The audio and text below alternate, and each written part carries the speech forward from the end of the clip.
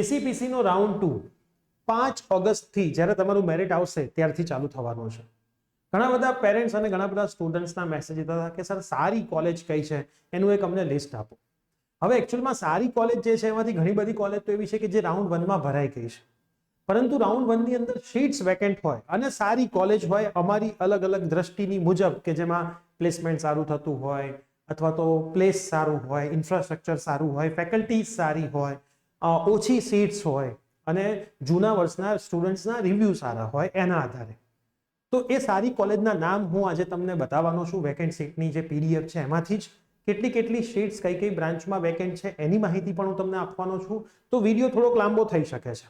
સાથે સાથે તમે પણ લિસ્ટ બનાવતા જજો અને પછી એમાંથી તમારે કઈ કોલેજમાં એડમિશન લેવું છે એનું એક સરસ મજાનું લિસ્ટ બનાવી લેજો, જેથી તમે આરામથી સરસ રીતે એડમિશન પ્રોસેસમાં ભાગ લઈ શકો. યસ દોસ્તો, મારું નામ છે પ્રિયેશ પટેલ. આપ સર્વેનું હાર્દિક સ્વાગત છે પ્રિયેશ વિદ્યાપીઠ યુટ્યુબ ચેનલની ઉપર. સૌથી પહેલા તો જો તમે ચેનલની ઉપર નવા હોય તો સબસ્ક્રાઇબ કરીને બેલ નોટિફિકેશન પ્રેસ કરી દેજો, એટલે રાઉન્ડ 2 વખતે આપણે લાઈવ કરીશું જેથી તમને તમામ માહિતી મળી જશે. અને એના માટેના વોટ્સઅપ ગ્રુપ બનાવેલા છે. એક પણ વોટ્સઅપ ગ્રુપમાં ના જોડાયા હોય તો ડિસ્ક્રિપ્શન બોક્સમાં એક વોટ્સઅપ ગ્રુપની લિંક છે, એમાં તમે ખાસ જોડાઈ જજો. હવે સૌથી પહેલા તો આ એક પીડીએફ છે. આ પીડીએફ તમને ક્યાં મળશે? તો તમારે જો જોઈતી હોય તો આપણી એપ્લિકેશન પ્રિયેશ વિદ્યાપીઠ ડાઉનલોડ કરી દો. ડિસ્ક્રિપ્શનમાં લિંક છે. પ્લે સ્ટોર, એપ સ્ટોર બંનેમાં અવેલેબલ છે. ફ્રી ઓફ કોસ્ટ છે. ડાઉનલોડ કરશો એટલે હોમ પેજમાં એક માય કોર્સ તમને દેખાશે વચ્ચે. એમાં આ એક કોર્સ તમારામાં આવી ગયો હશે, એસીપીસી એડમિશન પ્રોસેસ. એની અંદર કન્ટેન્ટમાં તમારે જવાનું છે.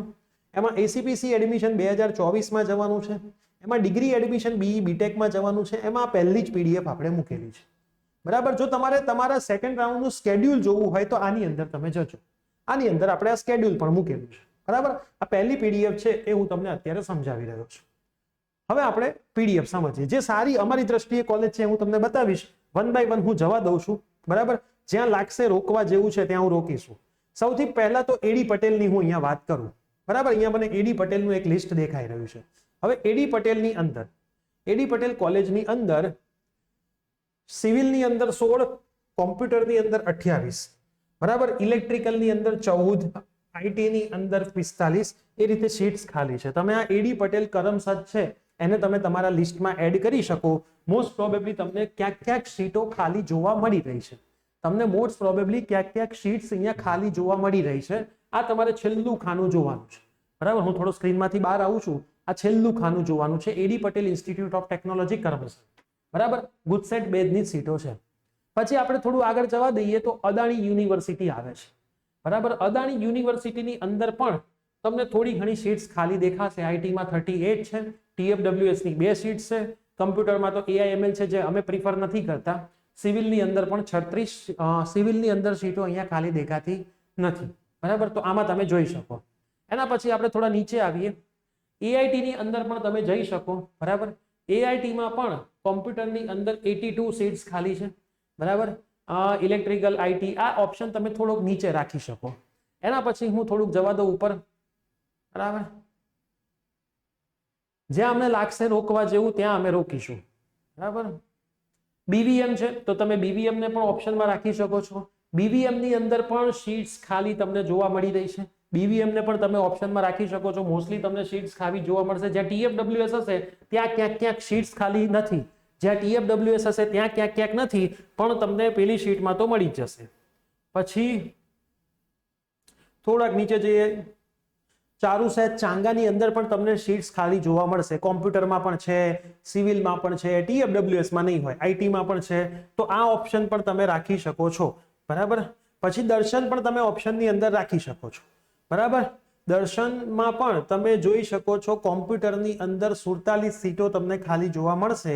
બીજી બ્રાન્ચમાં પણ તમને થોડી સીટો ખાલી જોવા મળશે. જેમ કે આપણે જોઈએ છીએ સિવિલની અંદર 3 જ સીટ ખાલી છે. બરાબર. પછી મિકેનિકલની અંદર 13 સીટ્સ ખાલી છે. તો દર્શનની અંદર પણ તમને સીટ્સ ખાલી જોવા મળશે. બરાબર. એના પછી આપણે થોડાક નીચે જઈએ.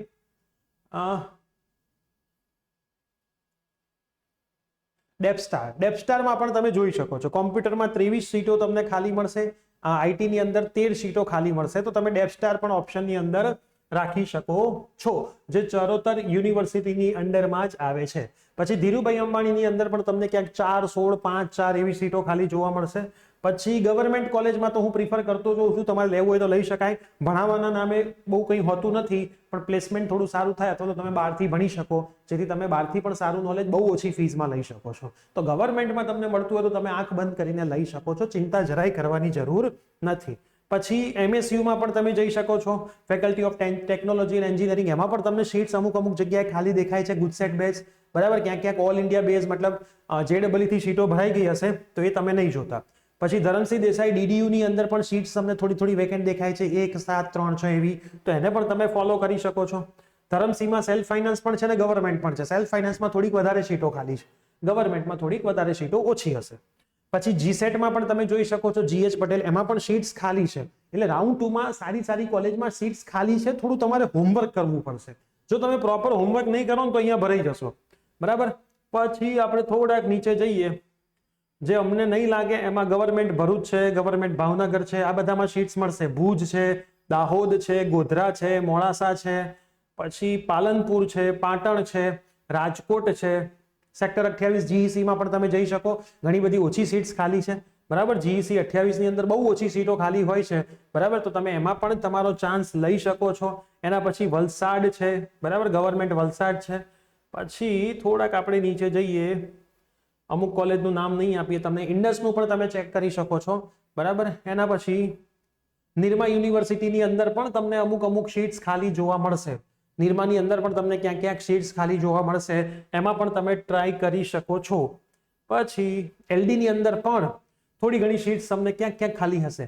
LD ની અંદર હું કોમ્પ્યુટરમાં ચેક કરું તો ઓલ ઇન્ડિયા લેવલે 7 સીટ ખાલી છે, અને રેગ્યુલરમાં પણ LDમાં ગુજકેટ બેઝ 19 સીટો ખાલી છે. મતલબ સીટ્સ તો બધે ખાલી છે, એવું નથી, મિકેનિકલ બધામાં છે. તો તમે LDમાં પણ પ્રયત્ન કરી શકશો. એના પછી LE મોરબીમાં પણ ટ્રાય કરી શકશો. થોડાક હજી આપણે ઉપર જઈએ, બરાબર. દરેક કોલેજના નામ હું નહીં લઉં, અમને જે અમારી રીતે સારી લાગે છે એ જ કોલેજ તમને જણાવીશ. PDUમાં તમે ચેક કરી શકો છો, ફીસ થોડી વધારે છે.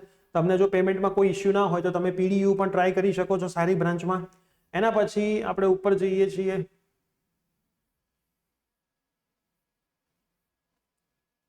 SVIT વાસદ તમે એક ચેક કરી શકો છો. SVIT વાસદની અંદર પણ થોડી ઘણી સીટ્સ અહીંયા મને ખાલી દેખાય છે, એનું પણ પ્લેસમેન્ટ સારું થતું હોય છે.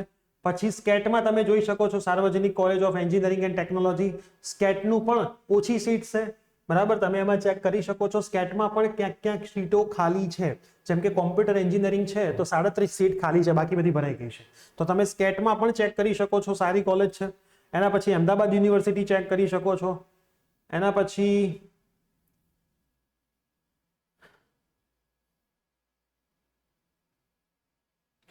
ભાટની શ્રી સ્વામિનારાયણ કોલેજ પણ તમે ચેક કરી શકો છો, જેમાં કોમ્પ્યુટરની અંદર 39 સીટ જ ખાલી છે, બરાબર. બીજી સીટ્સ ભરાઈ ગઈ છે. પછી CSE પણ છે, CSE ની અંદર 14 સીટ ખાલી છે, બરાબર. TFWS એમાં પણ બધી ભરાઈ ગઈ છે.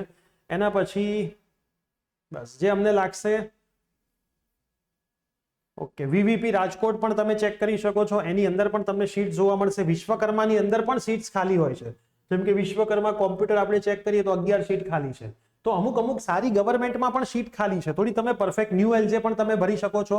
ન્યૂ LJમાં કોમ્પ્યુટર સાયન્સ અને એન્જિનિયરિંગમાં 34 સીટો ખાલી છે, તો તમે ન્યૂ LJ માટે પણ એપ્લાય કરી શકો છો. ન્યૂ LJ અમદાવાદની એક સરસ મજાની પ્રાઇવેટ કોલેજની અંદર આવતી કોલેજ છે. એના પછી બસ MSU બરોડા, MSU બરોડા પણ તમે ચેક કરી શકો છો. MSU બરોડાની અંદર સેલ્ફ ફાઇનાન્સમાં કોમ્પ્યુટરમાં 12 સીટો ખાલી છે, TFWSમાં પણ 1 સીટ ખાલી છે. મતલબ TFWSમાં પણ સીટ ખાલી છે. તો આખું વેકેન્ટનું રાઉન્ડનું લિસ્ટ છે. એવી એક પણ કોલેજ નથી કે જે બહુ સારી હોય, ટોપની કોલેજ હોય ને પણ એમાં સીટ ખાલી ના હોય. મતલબ એમાં પણ સીટ ખાલી છે. હવે તમારે આનું પરફેક્ટ હોમવર્ક કરીને એડમિશન લેવાનું છે, બરાબર. તો રાઉન્ડ 2માં તમે ડાયરેક્ટ આવશો તોય સારી કોલેજ મળશે. એટલે આ 12 પેજની સરસ મજાની પ્રિન્ટ કઢાઈ લો, બરાબર, અને રેડી રાખો તમારું લિસ્ટ એક. પછી મેરિટ આવે છે એટલે હું તમને શીખવાડું કે ભાઈ રાઉન્ડ 1 ના મેરિટ પ્રમાણે તમને ક્યાં મળશે એ તમારે કેવી રીતે ચેક કરવાનું. પણ પહેલા તમને મનપસંદ કોલેજનું એક લિસ્ટ બનાવીને રાખો. ભલે 50 કોલેજનું લિસ્ટ કેમ નથી બનતું, જ્યારે મેરિટ રેન્ક આવશે એટલે આપણે એના મેરિટ રેન્ક સાથે વેરીફાઈ કરીશું, બરાબર. તમે બીજું એક કામ પણ કરી શકો કે અહીંયા જે વેકેન્ટ છે ને એ વેકેન્ટનું તમને ગમતી 50 કોલેજનું લિસ્ટ બનાવી લો. એ લિસ્ટ બનાવ્યા પછી તમે શું કરો, આમાં જતા રહો. ફર્સ્ટ રાઉન્ડનું જે કટ ઓફ લખ્યું છે ને, આ ફર્સ્ટ રાઉન્ડના કટ ઓફમાંથી તમે લાસ્ટ કેટલાય અટક્યું ને ચેક કરી લો. એ કોલેજની તમે જે બ્રાન્ચ લખી છે એ કેટલાય અટકી તમારી કાસ્ટ મુજબ એક લખી લો. પછી જ્યારે મેરિટ રેન્ક આવશે ને એટલે આપણે ગણતરી કરવી બહુ સહેલી પડશે. માની લો, સમજો, હું તમને એક એક્ઝામ્પલ થી સમજાવું, કેમ કે અત્યારે આ બધું કરવું બહુ જરૂરી છે.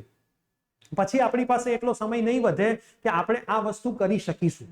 બરાબર, પછી આપણી પાસે સમય નહીં વધે. હવે માની લો કે તમે 10 કોલેજનું લિસ્ટ બનાવ્યું, 1 2 5 નું માનીને ચાલુ છું, તમે 5 ને 50 માનીને ચાલજો 6. બરાબર, આ તામાં તમે કોમ્પ્યુટર, પહેલી કોલેજમાં તમને કોમ્પ્યુટર છે, બીજીમાં આઈટી છે, ત્રીજામાં સીએસસી છે, ચોથામાં સીએસ છે, પાછું સીઈ છે અને આ છે. બરાબર, એમાં તમે ફર્સ્ટ રાઉન્ડ કેટલે અટક્યો છે તમે લખી નાખ્યું. આમાં પહેલો રાઉન્ડ 215 અટક્યું છે, લાસ્ટ કેટલાય અટક્યું. સ્ટાર્ટિંગ નહીં જોવાનું, લાસ્ટ જોવાનું. એની પીડીએફ બી મેં તમને કીધું ફર્સ્ટ રાઉન્ડના ફોલ્ડરમાંથી ડાઉનલોડ કરી લો. પછી આ કોલેજ માન લો 416 અટકી છે, આ કોલેજ 56 અટકી છે, આ કોલેજ 938 અટકી છે, આ કોલેજ 1248 અટકી છે, આ કોલેજ 526 અટકી છે. આ તમે લિસ્ટ બનાવી લીધું આવું. હવે જ્યારે મેરિટ રેન્ક આવે, માની લો કે તમારો મેરિટ રેન્ક આવે છે 728, તો તમે હવે આમાંથી કોલેજ આઈડેન્ટિફાઈ કરી શકશો કે શેમાં નહીં મળે. તો 215 માં મળવાના ચાન્સીસ 10%, આમાં મળવાના ચાન્સીસ 50%, થોડું ઘણું ડાઉન જાય, આમાં મળવાના ચાન્સીસ 5%, આમાં તો મળશે જ, આમાંય મળશે જ, આમાં મળવાના ચાન્સીસ એપ્રોક્સ 60 થી 70%. બરાબર, એટલે તમે પછી તમારા લિસ્ટમાંથી આ કોલેજ હટાવી દો તો ચાલે કે ભાઈ 56 અટક્યું તું, એ 56 નું આટલું બધું ડાઉન જવાના ચાન્સ ઓછા હોય, પણ તમારે રાખવું હોય તો એ રાખી શકો છો, કોઈ વાંધો હોતો નથી. તો તમે આવું પહેલેથી બનાવી લીધું હશે ને તો તમારા માટે થોડું ઈઝી રહેશે. નહીં તો 5 તારીખે દોડાદોડીમાં સમય પસાર થઈ જશે, ખબર બી નહીં પડે. એટલા માટે હું ઓલવેઝ રિક્વેસ્ટ કરું છું કે આ થોડીક મહેનત તમે પહેલા કરી લો. મેં તમને જેટલી કોલેજ કીધી એના સિવાય બી તમને કોઈ ગમતી હોય તમારી રીતે, બરાબર, કોલેજ વિઝિટ કરી લો. એ કોલેજ પ્રમાણે તમે લિસ્ટ બનાવી દો. બરાબર, આવું લિસ્ટ રેડી રાખો. કેટલાય લાસ્ટમાં અટક્યું હતું એ એક લિસ્ટ બનાવી દો અને પછી તમારું જ્યારે મેરિટ આવે એટલે ધબધબાટી ભર્યું કામ કરી દો. તો આટલું ખાસ કરી દેજો, જેથી જ્યારે પણ એસીપીસી નું તમારું મેરિટ આવે એટલે આપણું કામ ફટાફટ થાય ને પછી લાઈવ સેશનમાં તમને સરસ ખબર પડી જાય. તો આ વિડીયો તમારા બધા જ મિત્રોને શેર કરી દેજો, જેથી એમને ખબર પડે શું હોમવર્ક કરીને રેડી રહેવાનું છે. હથિયારો રેડી રાખો, બખ્તર પહેરી લો. જેવો શંખ વાગે એટલે રણ મેદાનમાં દોડવાનું છે લડવા માટે, ને જીતવાનું આપણે જ છે એવું નક્કી કરી લેવાનું છે. તો મળીએ છીએ આવી જ કોઈ નવી અપડેટ સાથે. ચેનલ પર નવા હોય તો સબસ્ક્રાઇબ કરીને બેલ નોટિફિકેશન પ્રેસ કરી દેજો, જેથી આવીને આવી અપડેટ્સ અમે તમારા સુધી સૌથી પહેલા પહોંચાડી શકીએ.